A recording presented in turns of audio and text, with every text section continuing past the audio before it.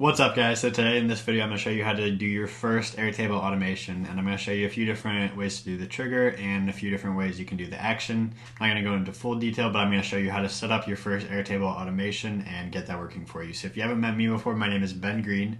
I'm the owner of optimizeis, and what we do is we help businesses set up their information systems, so whether that's on Airtable, Slack, Asana, or some other systems, we got your back. So without further ado, we'll get right into the video now. Alright, so as you can see in here, we are in the sales CRM database, and this has a couple different tables that I go into in some other videos, but all you really need to know is what we're going to be triggering is a new opportunity, this could be like a new event.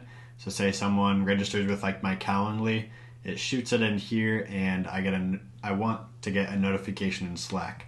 So that can be a really easy automation you can set up, or say I want it to email 2 people on my team every time I get a new event in this opportunities table. Or there's some other ways you can do it, but that's the idea, is somebody schedules an event or they schedule a virtual meeting with me, and it comes into this opportunities table as a new opportunity. So that's going to be an automation in itself that you should set up for your business, but the automation that I'm going to be showing you is getting data out of Airtable, utilizing the data in your Airtable database. And to do that, you want to come up here, and on the right you'll see apps and automations. You'll just click right here on automations, and we're going to do an internal Airtable automation. So once you click on that, you just come over here and click new automation, and you can name this. So we're going to say Airtable to Slack, and then after you do that, you can tap off of that, and now you're going to choose a trigger.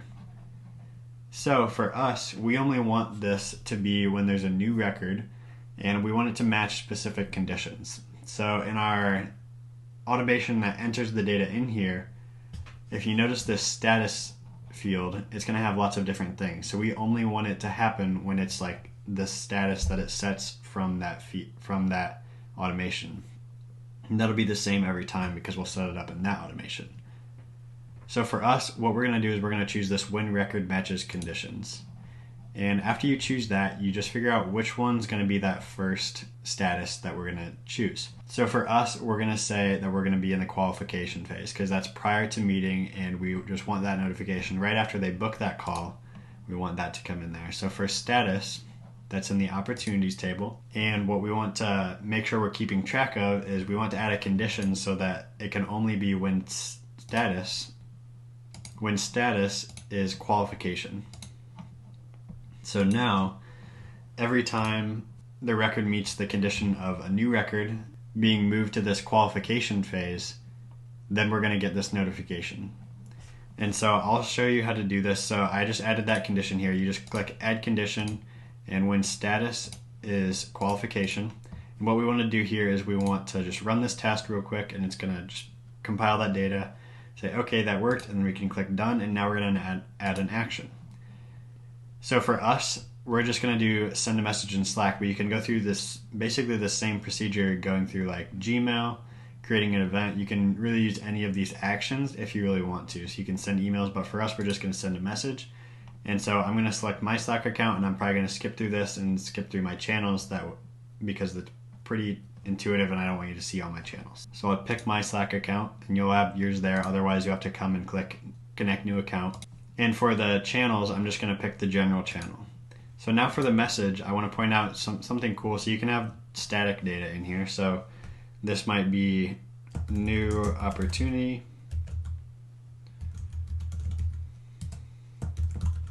And then include the name of the opportunity.